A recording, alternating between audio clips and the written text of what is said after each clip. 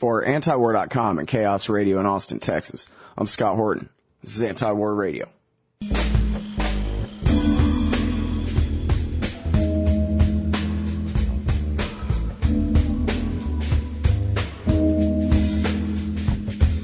All right, y'all, welcome to the show.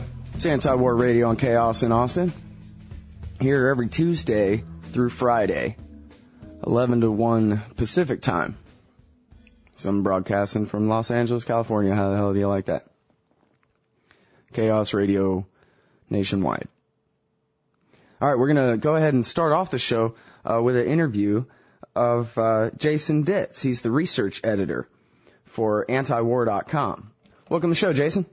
Hi, thanks for having me, Scott. All right, so first of all, I guess you and I both might be out of a job if we don't mention that right now is fundraising time at antiwar.com. And from the looks of the Homeland Security meter on the top of the page there, we're in deep trouble here. Yeah, I guess it's not surprising with the economy the way it is. Yeah, and I guess it's still heading toward the bottom, and nobody knows when it's going to get there, too. And on top of that, I don't know how many, what percentage of the antiwar.com audience, I don't want to really impugn anybody, but it seems like a certain percentage of the win was taken out of our sail by the election of the Democrat. Really, for a lot of people, anti-war means anti-Republican. Yeah, that's true. I've gotten quite a few emails whenever I have an Obama article about how I should give the guy a chance and he's going to change everything.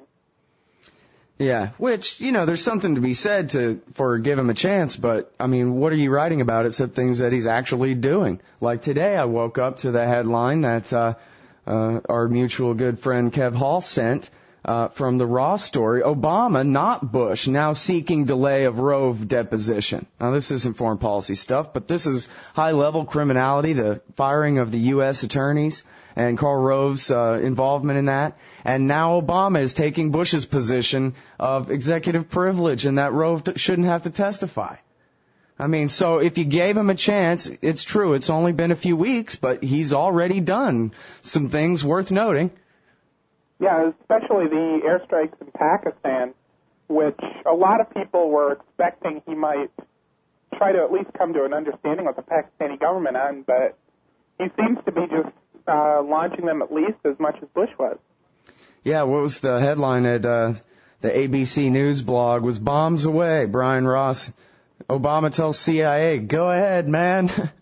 All right. Anyway, so the reason I brought you on here, well, let me say, so donate, please, if you want to read what Jason's writing. And, of course, the news summaries are just great. They're such a great addition to the website. A lot of these headlines, of course, at antiwar.com nowadays, when you click on them, it's not the AP story. It's Jason summarizing, giving you the links to the maybe 5 or 6 relevant articles in today's news cycle about whatever topic, explaining what it all means and what's the important story to catch in each one and all that. And it's just great. I got to tell you, you're doing such a great job on that. And I'm sure everybody in the audience knows that. You want to keep having that to read. You want to keep having this show to listen to. Then you need to go to antiwar.com/donate, or there's just no such thing. I don't really know how to do public radio, donate pitch. That's just the truth. Either you give us your money or we no longer provide the services that we provide. Maybe antiwar.com was part of the bubble. Maybe there really is a demand for continued opposition to empire, even in an Obama economic depression era. We'll see, but you people listening right now, you're the ones to decide. I mean, it's up to you whether you're the demand or whether you're not.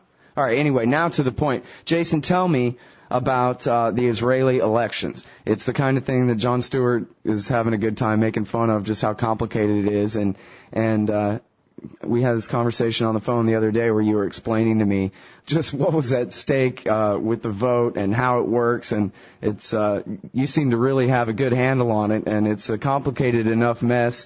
And, of course, the players, the importance of the results, obviously not lost on anyone in the audience as well. So I was just wondering, maybe you can give us a summary of basically where we stand now. It's still unresolved who's going to be able to form a coalition government, whether it's going to be the Foreign Minister Tzipi Livni's Kadima party or former Prime Minister Benjamin Netanyahu's Likud party. Is that right?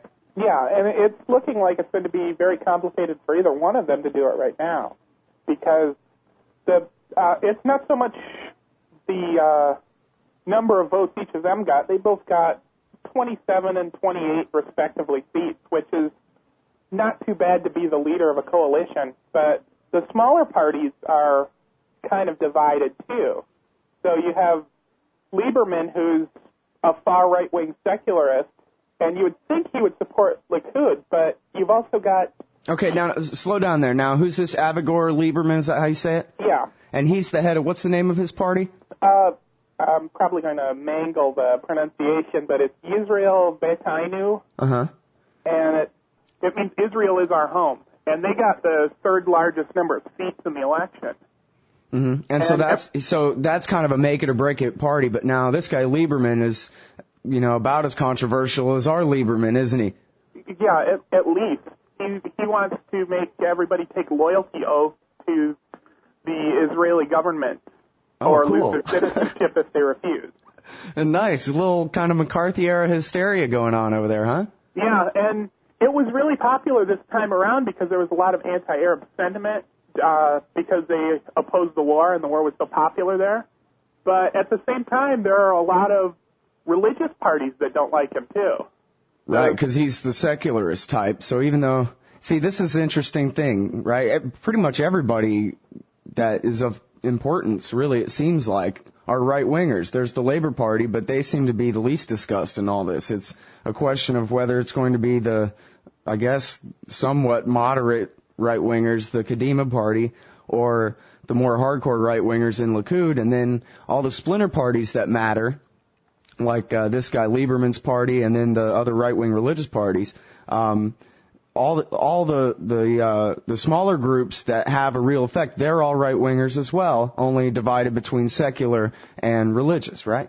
Right. And there are some left-wing parties, but they didn't really do very well in the vote. For instance, the Arab parties, really neither one of them is probably going to have a chance of being in any coalition that gets formed. So they're basically going to be opposition no matter who's in charge. But the religious parties have a big problem with Lieberman, not so much for his foreign policy, but his no citizenship without loyalty sort of slogan has rubbed a lot of them the wrong way because a lot of them don't serve in the military, and he's implied in the past that the people that don't serve in the military aren't real Israelis. Mm-hmm. Well, and this is a guy who has said outright in the past, at least, and correct me. I mean, I don't really know.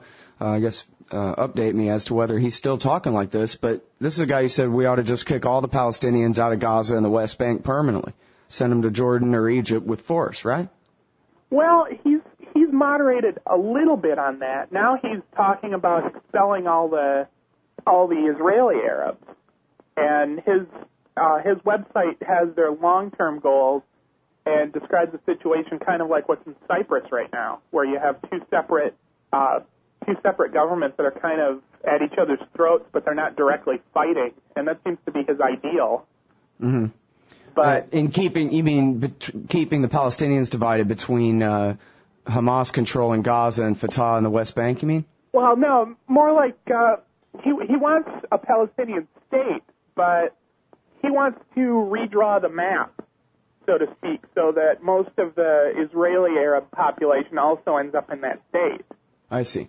Well, so now Livni, from the last reports I saw, the current foreign minister of the Kadima Party, Tzipi Livni, she, according to the papers that I was reading, was closer to striking a deal with Lieberman, which would, I guess, give her the ability to form a coalition without Likud. But then, she's the person who stated, I think just yesterday again, that the Israeli settlers have to get out of the West Bank and Gaza. I mean, this is a real policy dispute here between what she says she wants and what Netanyahu says he wants. But it seems like, how is she going to stand by that if she has to form a coalition with the nutball in order to even get the power in the first place? Well, she's probably not going to be able to. But even if she gets his endorsement, which right now they're talking like he might not endorse anybody, there's no guarantee she'd be able to form the government. She might get first shot at it, but... Right, and see, now this is the thing, too, of who gets first shot at it. Shimon Peres, who's the president, now, he's a Kadima guy, right? Or he's a Labor guy? Labor guy. He's a Labor guy. And even though, well, I don't even know, I guess, because last I heard, it keeps going back and forth, whether it was Kadima or Likud got the most votes. But that is actually beside the point anyway, because Perez can give first shot at forming the coalition to whoever he wants. I'm not exactly certain what that means, though, because it seems like they can form a coalition, on the phone in the afternoon, whether they're given permission to or not. That's what they're all trying to do now, is arrange a coalition that would be enough votes that they could then, become prime minister or whatever, right? Right. They're both definitely trying to get the number of seats, but it doesn't look like either one of them is there yet. And who gets the first shot at it might go a long way at giving them a chance to woo those other parties by offering them key ministerships and certain policies that would be important to them. Well, help me understand the difference between what they're doing now, trying to arrange kind of coalitions, versus after Shimon Peres says you now have first crack at forming a coalition. What difference is made by his pronouncement there? Well, the big difference would be that there would be some strength behind the promises. I mean, there's been so much talk of both Likud and Kadima offering Lieberman enormous concessions to join their side, but until one of them is actually picked to have the first shot at forming the government, a lot of those promises don't necessarily mean an awful lot. Wow, what a big confusing mess. And so, what happens? I guess they just keep trying to form coalitions until somebody becomes the prime minister, and then in the meantime, Ehud Olmert hangs on to power now. Right, and he could stay in power for quite a while. I mean, even once Perez picks the first party to have a shot, they have 42 days to try to form a coalition. And if they can't do it, then he'll pick someone else.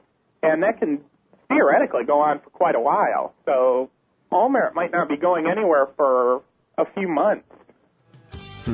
Very interesting stuff. All right, everybody, that's Jason Ditz. The website is antiwar.com. He's our research editor there, and he's the guy that writes up all those great news summaries and your top headlines for you every day. So support.